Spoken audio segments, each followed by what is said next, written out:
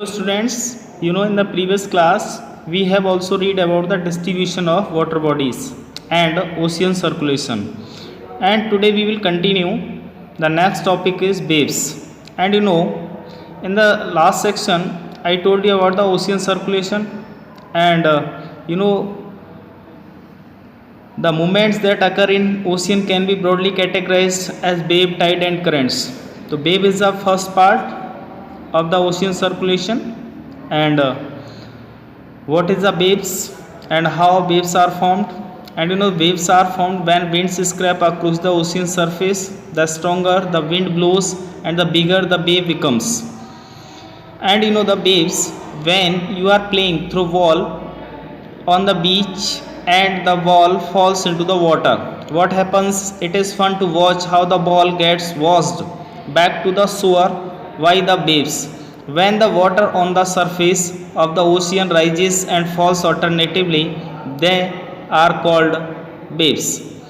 Waves क्या होता है? वेव्स को हम कहते हैं तरंगें. तो वेव्स जो है वो कैसे फॉर्म होते हैं कि जब जो है विंड जो होता है ओशियंस के होकर के स्क्रैप होते हैं सरफेस पर, ओशियन सरफेस पर, तो जो स्ट्रॉन्गर विंड ब्लोज जो है बहते हैं, है ना, तेज़ जब हवाएं बहती हैं तो उससे जो है एक बड़ी जो तरंगें हैं वो बनती हैं. जब आप मान लीजिए कहीं बीच के सहारे कोई बॉल से खेल रहे हैं और बॉल जब अगर आपका पानी में चला जाता है, फिर क्या होता है, तो उस समय जो है जब बॉल आपको वापस मिलेगा शोर पर, है ना, तो शोर एरिया होता है जहाँ पे बीच के पास का जो क्षेत्र होता है, वहाँ जब बॉल मिलता है तो बिल्कुल वो साफ़ होकर के धुल के मिलता है, क्योंकि वेव्स के माध्यम से हमारे पास रिटर्न आ जाता है. जब भी जो वाटर सरफेस होता है तो ओशियन जब उठता है एक तरीके से, उसके अंदर जब वेव्स उठती हैं फिर गिरती हैं, कभी उठती हैं, तो ये अल्टरनेटिवली चलता रहता है. इसी को हम वेव्स कहते हैं. ठीक है ना. During a storm the winds blowing at very high speed form huge waves.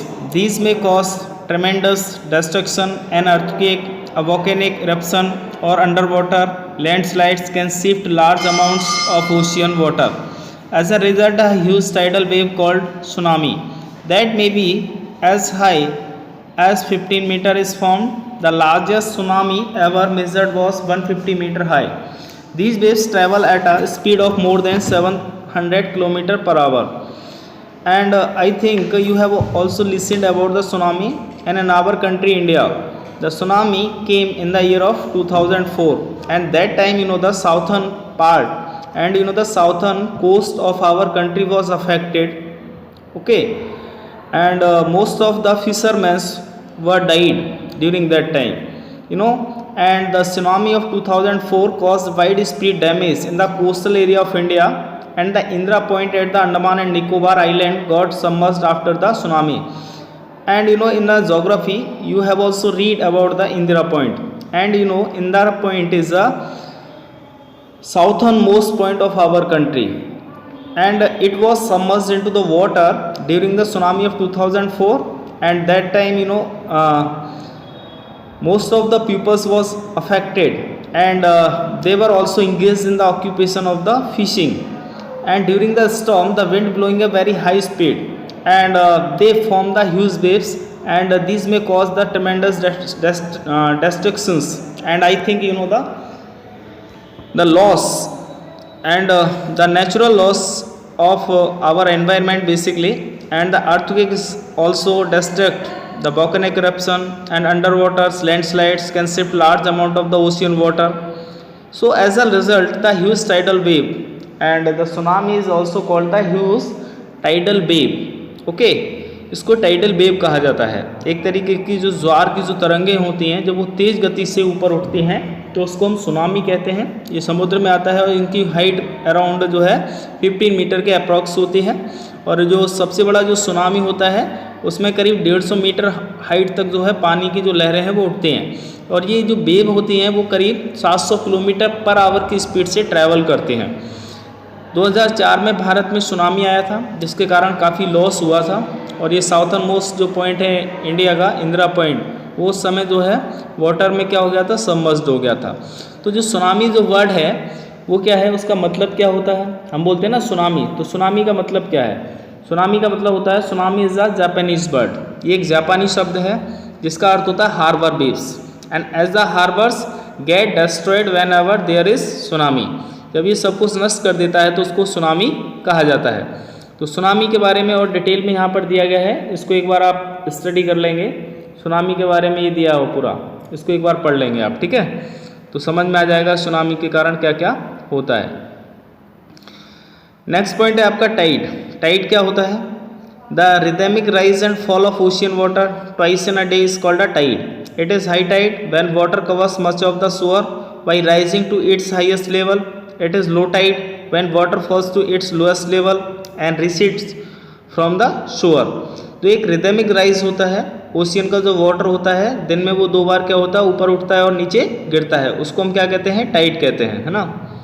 तो ये जो जब हाई टाइड आता है, जब उच्च ज्वार आता है, तो वो जो है पानी का जो वाटर जो होता है वो आसपास के क्षेत्र को कवर कर लेता है और वो सबसे उसका स्तर जो होता है वो उच्च स्तर का होता है। और जब लो टाइड आता है, जब वाटर क्या होता है जो नीचे की तरफ जाता है, नीचे गिरता है, एक तरीके से वापस लौटता है। और जब वाटर का लेवल क्या होता है, एक लोएस्ट लेवल होता है, ठीक है ना। तो ये टाइड की कहानी है। और टाइड के बारे में और हम पढ़ेंगे आगे कि टाइड जो है वो कैसे आता है, उसके आने के क्या रीजंस होते हैं। The strong gravitational pull exerted by the sun and the moon on the earth's surface causes the tides. The water of the earth closer to the moon gets pulled under the influence of the moon's gravitational force and causes high tide. During the full moon and new moon days, the sun, the moon and the earth are in the same line and the tides are highest. These tides are called spring tides. And what when the moon is in its first and last quarter, the ocean waters get drawn in diagonally opposite direction by the gravitational pull of sun and moon, resulting in low tides. These tides are called neap tides. तो ये आप figure देख पा रहे हैं, figure 5.5, ये spring Tide and नीप Tide का फिगर है। ये स्प्रिंग टाइड इसको कहा जाता है, ये नीप टाइड कहा जाता है। तो इसको समझ लेते हैं एक बार कि जब एक स्ट्रॉन्ग ग्रेविटेशनल जब खिंचाव होता है तो सन और मून के बीच में अर्थ की सरफेस पर, तो उसके कारण क्या होता है, ज्वार आता है। और पानी जो होता है पृथ्वी पर वो काफ़ी क्लोज़र होता है मून से, है ना, जो उसको अपनी तरफ खींचता है। उसका प्रभाव भी होता है कि मून का जो ग्रेविटेशनल फोर्स है उसके कारण हाई टाइड भी आता है। तो ड्यूरिंग द फुल मून, जब चंद्रमा पूर्ण चंद्र होता है, एक तरीके से पूर्ण चंद्र कब होता है, पूर्णमासी के दिन होता है। तो जब पूर्ण चंद्र होता है और फिर उसके बाद न्यू मून डेज स्टार्ट होता है ना। न्यू मून डेज कब स्टार्ट होता है, वो बनता है अमावस के बाद। अमावस को आपने देखा होगा कि अमावस के दिन जो है उस समय क्या होता है, उस दिन चंद्रमा नहीं होता है ना। लेकिन अमावस से अगले दिन जब हम देखते हैं तो चंद्रमा का बनना शुरू होता है। तो मून और जो अर्थ होता है जब वो दोनों सेम लाइन में होते हैं तो उससे क्या होता है, टाइड जो होता है वो किस पर होता है, वो हाईएस्ट टाइड होता है, उच्च ज्वार आता है। और ये जो टाइड होते हैं उनको स्प्रिंग टाइड कहा जाता है ना। उसको हम क्या कहते हैं, स्प्रिंग टाइड कहते हैं।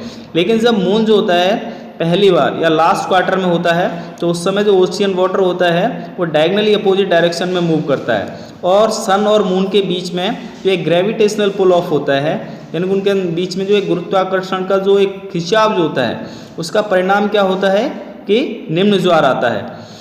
और ये जो टाइड होते हैं उनको हम नीप टाइड कहते हैं। दूसरे लैंग्वेज में हम ऐसे समझ सकते हैं कि जो नीप टाइड होता है वो एक तरीके से लो टाइड के लिए यूज़ किया जाता है, ठीक है ना। और जो स्प्रिंग टाइड होता है वो हाई टाइड के लिए यूज़ किया जाता है। High tides help in navigation, they raise the water level close to the source and this helps the ship to arrive at the harbor more easily. The high tides also help in fishing. Many more fish come closer to the shore during the high tide. This enables fishermen to get a plentiful catch. The rise and fall of water due to tide is being used to generate electricity in some places. तो जब उच्च ज्वार आता है तो उसकी सहायता से अगर हम देखें, बहुत सारे जो नेविगेटर्स होते हैं वो भी कार्य करते हैं।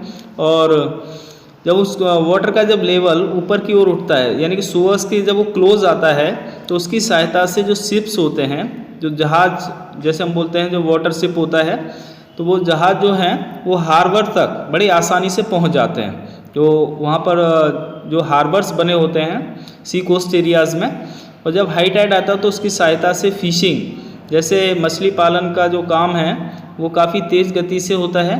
तो ख़ास करके कोस्टल एरियाज़ में, तो उससे जो मछलियाँ होती हैं जब हाई टाइड के कारण वो क्या है वहाँ छोड़ देते हैं शोर एरियाज़ में। और जब लो टाइड आता है तो उसके बाद वो वहाँ से निकल जाते हैं।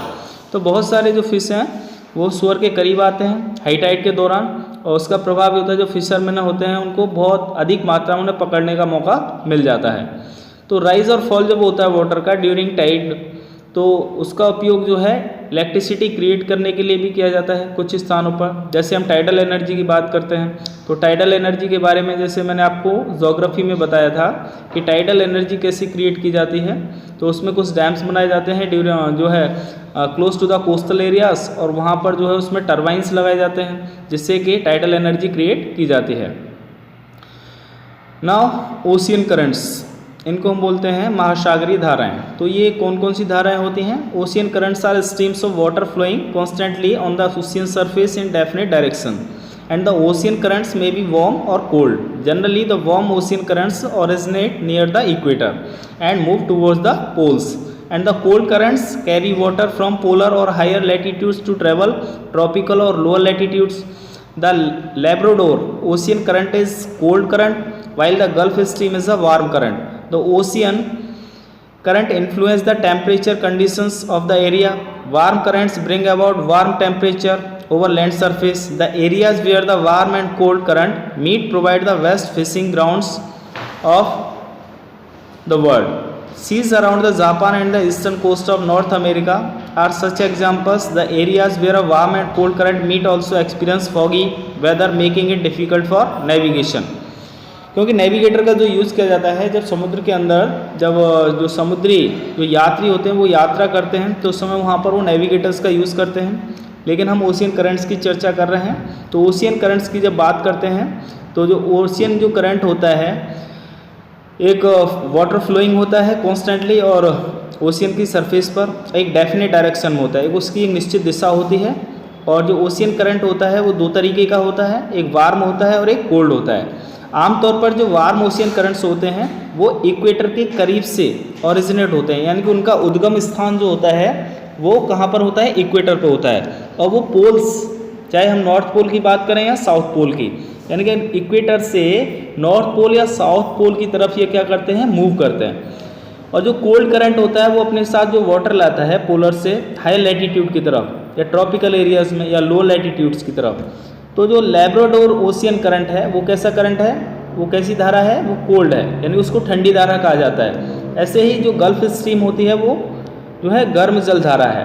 तो ओशियन करंट जो है वो टेम्परेचर कंडीशंस को भी प्रभावित करती है। किसी भी क्षेत्र की जो तापमान की जो स्थितियां होती हैं उनको कौन प्रभावित करता है? वो ओशियन करंट प्रभावित करते हैं, जो महासागरीय धाराएं होती हैं। तो जो वार्म जो करंट्स होते हैं वो वार्म टेम्परेचर बनाते हैं लैंड सरफेस के ऊपर, और कुछ ऐसे क्षेत्र भी होते हैं जहाँ पर वार्म और कोल्ड करंट जो है वो मिलते हैं। जब दोनों धाराएं आपस में मिल जाती हैं तो वहाँ पर एक वेस्ट फिशिंग ग्राउंड को वो तैयार किया जाता है, और इसको जो है वर्ल्ड का एक वेस्ट फिशिंग ग्राउंड कहा जाता है। और जहाँ पर समुद्र जैसे जापान है, जापान के आसपास का क्षेत्र है, या eastern coast of North America का क्षेत्र है, ये कुछ ऐसे एग्जाम्पल्स हैं, ऐसे उदाहरण हैं।